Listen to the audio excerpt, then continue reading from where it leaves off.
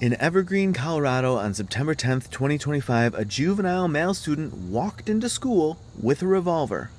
2 of his classmates were shot, 1 was rushed to the hospital in critical condition, and he shot himself and later died in the hospital. Police arrived within about 2 minutes, and the shooting had happened both inside and outside the school. This is one more community broken open. One more group of students who will never forget the sound or the silence after. We live in a country where this keeps happening, and somehow we still keep acting like it's shocking. But if we're being honest, it's not surprising anymore. And that's exactly the problem.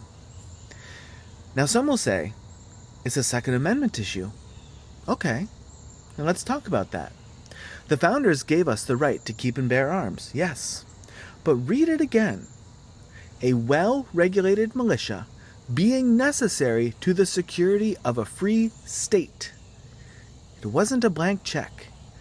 It was a civic framework with both rights and responsibilities.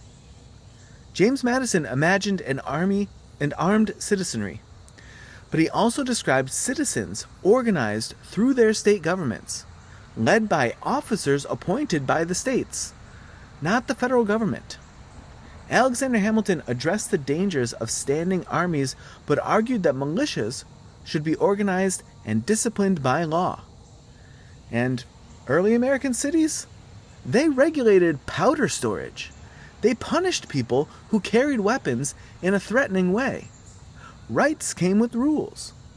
They still should.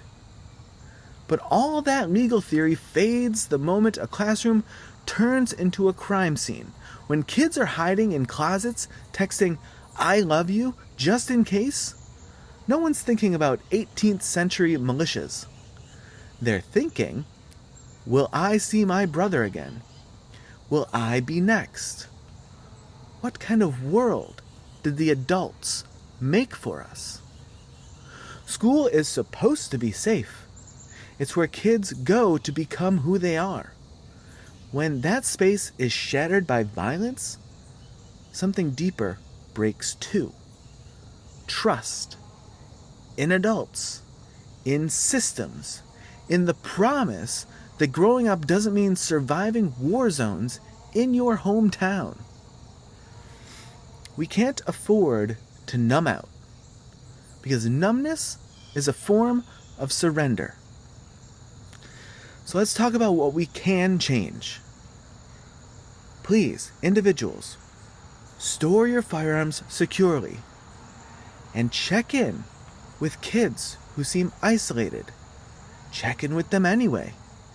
And speak up when someone is clearly spiraling. Communities can build trauma-informed schools and fund mental health and intervene early without criminalizing adolescents.